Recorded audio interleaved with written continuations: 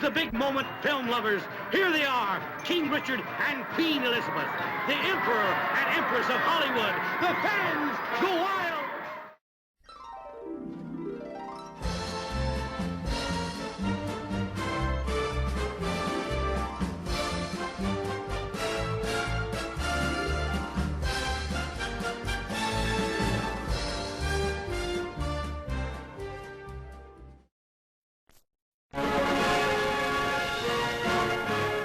The excitement and crowds on Broadway reflect the interest in a long-awaited production which could only achieve its epic proportions on the big theater screen.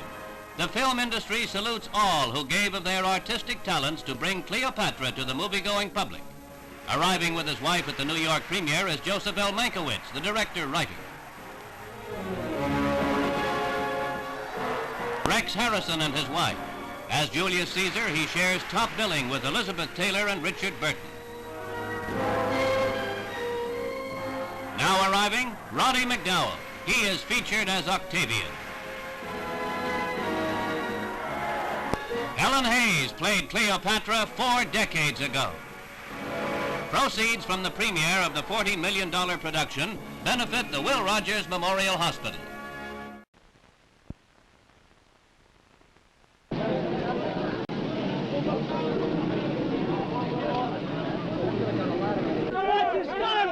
What's the story? What's the story? Get out of here. Come on, move out of here. Light him up, that's Connie. Get behind you.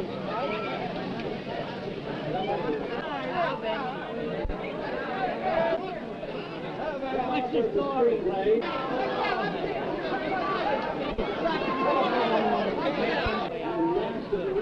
Beautiful. Beautiful, Alice. Okay, turn around.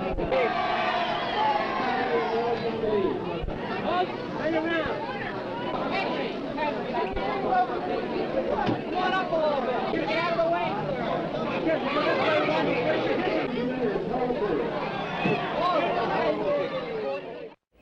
The Queen wearing a diamond fringe tiara and diamond earrings, diamond necklaces, a really sparkling regal set. The crowd cheer. John Thompson, the manager of the cinema, takes her inside.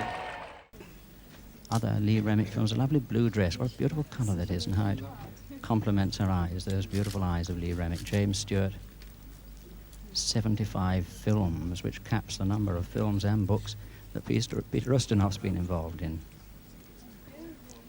James Caan. James's first professional role was 1961 in an off-Broadway play.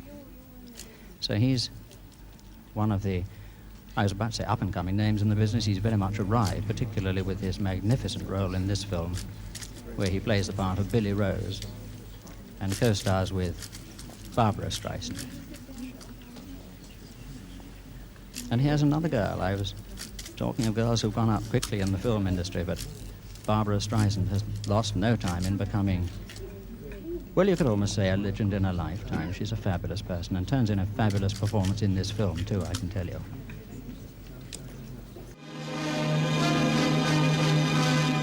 Stars and celebrities are arriving for the London premiere of War and Peace, the screen version of Tolstoy's world-famous novel and the longest film since Gone with the Wind. Among the public figures attending the premiere is the Lord Mayor of London. John Mills is an early arrival with Mrs. Mills. And here's Herbert Lom, who plays Napoleon in the film. That lovely young star, Janet Scott, is ambushed by the fashion reporters who always make a field day of these glittering events. And talking of fashions, here are 8 Italian models adding their contribution. There's a big welcome for Audrey Hepburn and her husband, Mel Ferrer. Audrey plays Natasha, the principal feminine role in the film, and Mel Ferrer plays Andre, a young soldier with whom Natasha falls in love. A grand assignment for a popular husband and wife team. Begin of the 6th Happiness premiere at New York, and to it, Lance Ravenglow brings Jill St. John, fresh from her starring role with Clifton Webb in the remarkable Mr. Pennypacker. Red Buttons, too, is on hand for the new Buddy Adler-produced Triumph. Also Danny Kaye with the Saul Schwartzes and Party. Acclaimed in London and New York as one of the year's greatest films, The Inn of the Sixth Happiness, directed by Mark Robeson, scores another triumph for its producer, Buddy Adler, at its Hollywood premiere. With a cavalcade of glittering cars bringing a fascinating company of stars and celebrities to the gala first night. Among those attracted to the star-studded CinemaScope release, it boasts Ingrid Bergman, Kurt Jurgens, and Robert Donat as principals, is alluring Jane Mansfield, fresh from her hilarious role in The Sheriff of Fractured Jaw. Her escort is hubby Mickey Hargitay, who's handing out cigars these days. The screen's Nellie Forbush of South Pacific, Mitzi Gaynor, and her husband Jack Bean make another exciting twosome. While here, still enjoying the plaudits for his In Love and War role, is Robert Wagner with his lovely wife Natalie Wood.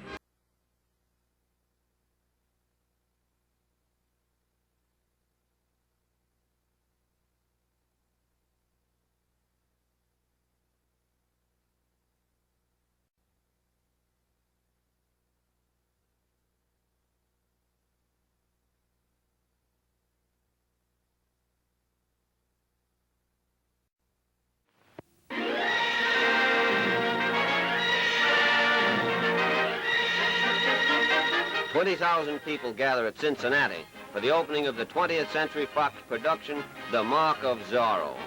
Tyrone Power, dashing star of the film, and his charming wife, Annabella, are the first to arrive.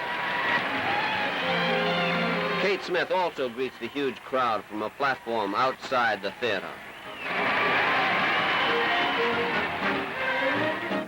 Stars from screen, stage, and radio make this one of Cincinnati's gayest parties in years.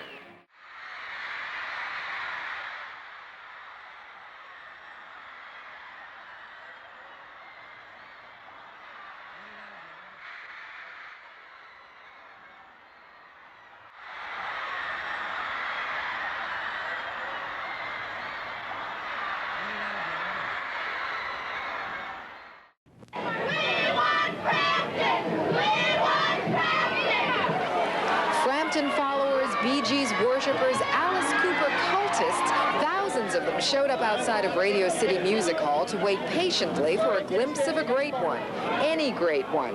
And when the limousines cruised up, there was Sgt. Pepper's Weathervane, also known as Billy Preston.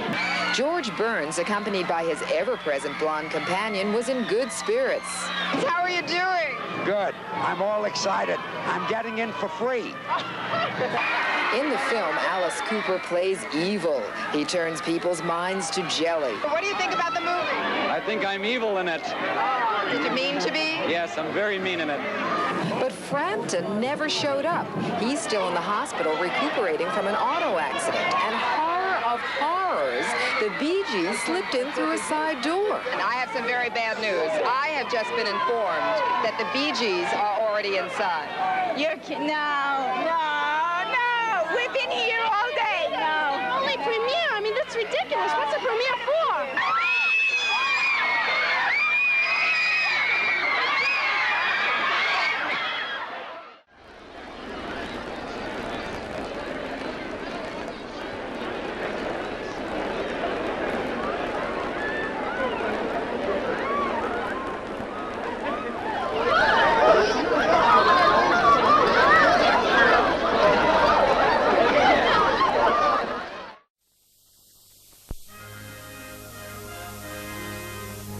Oklahoma City goes all out. Real live Indians adding local color to the reception for big-name movie stars. Arriving are Ann Baxter and Maria Schell, who journeyed thousands of miles to be here. Miss Baxter from her home in Australia, Miss Schell from Munich. They're joined by their fellow star of MGM Cimarron, Glenn Ford, in from location work in Paris. Oklahoma's Governor Edmondson sees Ford try the peace pipe. And in the spirit of the season, mistletoe makes an appearance, with the governor's approval. Miss Oklahoma leads Glenn Ford also to label it the perfect plant. Highlighting a two-day celebration is the world premiere of the epic film. Many key scenes for Cimarron were shot in Oklahoma, and it was during the production that the governor requested that the world premiere be brought to Oklahoma City. The stars arrive to join state, civic, and society leaders for the jam-packed gala opening. A Junior Chamber of Commerce audience is attending a premiere of the film at another theater, so just about everyone who is a VIP in Oklahoma City is going to the movies tonight for the twin debut. And those outside get their chance to see their favorites close up. A big night for a big-time movie.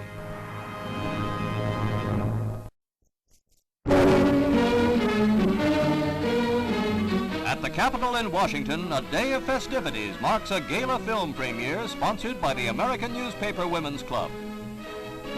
In the old Supreme Court chamber of the Capitol, a luncheon honors the Hollywood luminaries who were in town for the first American showing of MGM's The Four Horsemen of the Apocalypse. Glenn Ford joins Yvette Mimeo at the buffet table. Both have important roles in the new film. Senators Dirksen, Engel, and Keating are hosts for the luncheon, which is but one highlight of a busy schedule for the visitors.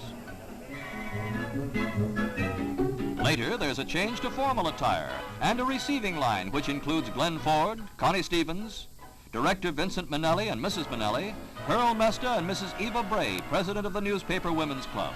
Mrs. Mesta is General Chairman for the premiere. Miss Mimeo, radiant and lovely, joins the receiving line at this reception where MGM is host to important ladies of the press and many dignitaries from official Washington. Miss Mimeo, who won plaudits for her first portrayal of a major character in Light in the Piazza, is acclaimed for her performance in The Four Horsemen of the Apocalypse, where she has a co-starring role with a distinguished cast.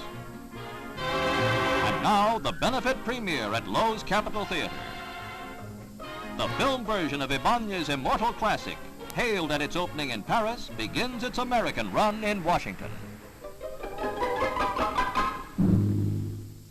Stars, industry leaders, the press and public turned out for the premiere of The Hallelujah Trail, starring Burt Lancaster, Lee Remick, Jim Hutton, and Pamela Tippett. This is quite a picture, a spoof on the Old West. There's Rose Marie taking a break from her duties on the Dick Van Dyke Show with Barry Sullivan, and that's Carl Reiner.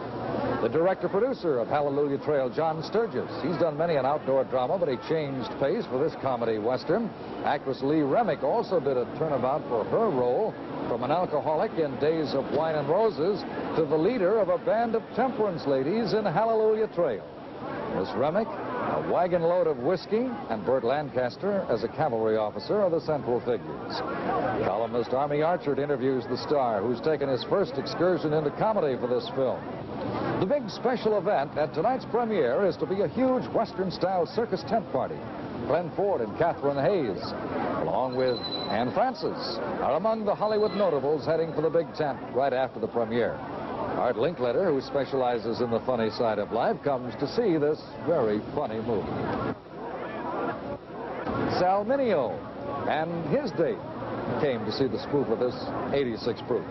The attractive Pamela Tiffin co-stars in Hallelujah Trail as Lancaster's daughter and one of the avid disciples of the temperance movement in the battle against booze. The celebration has a good kickoff tonight, and they're hoping for a touchdown with a giant tent party, a surprise anniversary cake, and Bobby Darin with mustache.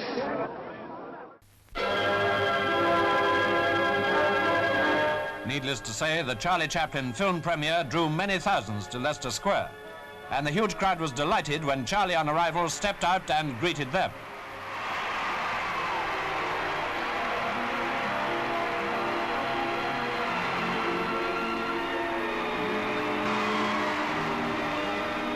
Presently, there was a happy little family scene inside the Odeon, Mr. and Mrs. Chaplin with their 8-year-old daughter Geraldine, who had an important part to play later.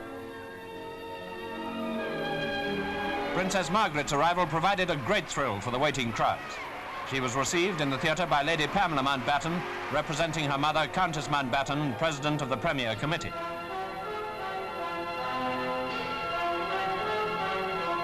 Presentations to the Princess were performed by the Chairman of the Premier Executive Committee, Mr. John Marshall. A memorable moment indeed for Mr. Chaplin and his wife.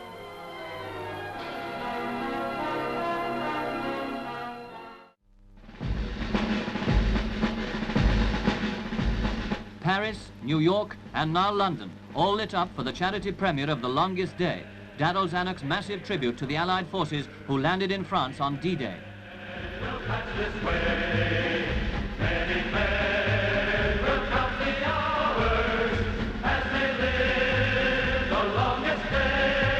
Fans crammed Leicester Square to glimpse the host of film personalities and distinguished people.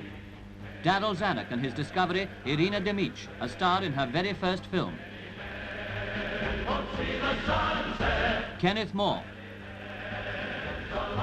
Peter Sellers. Eddie Albert. Richard Todd, who was there on the real D-Day. Leslie Phillips, who plays an RAF pilot shot down over France. Service chiefs and many men who took part in the landings. Stanley Hollis, D-Day's only VC. Captain Maud, Beachmaster on Juno. Two of thousands of brave men saluted by this epic film.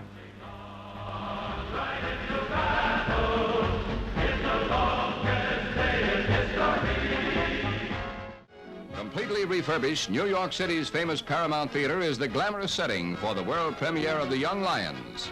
There's a new look at the great Broadway show house for the gala opening, and even the honorary ushers are names with which to conjure.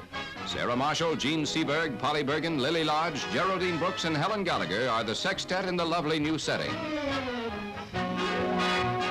From lobby to backstage, from dome to orchestra floor, the Paramount is rejuvenated.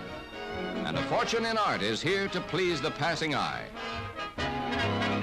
Heading the first night notables are industrialist Henry Kaiser and theater executive Leonard Goldenson with their families, and those incomparables, Sophie Tucker and Mary Martin. The Bernard Gimbles and the Frank Falsons. The world-famous Doremus Drum and Bugle Corps entertains the record crowd watching the celebrities, among whom are the Steve Allens. And it looks like New Year's Eve as the Spiro Skourises arrive, with the police kept busy when Don Murray and Libby Holman appear with the Young Lions principals Hope Lang and Montgomery Clift. An eventful night that adds up to its star's greatest triumph. Score another for Marlon Brando.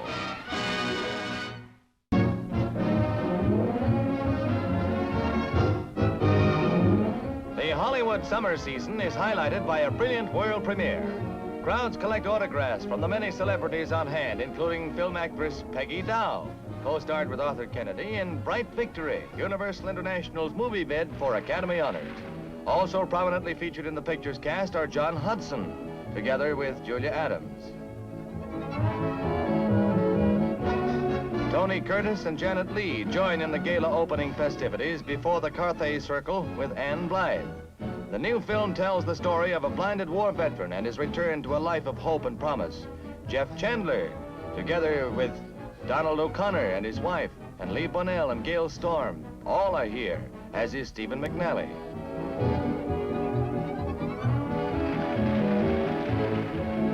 Laurie Nelson, another Universal International actress, sees the searchlights pierce the sky as a bright victory is born.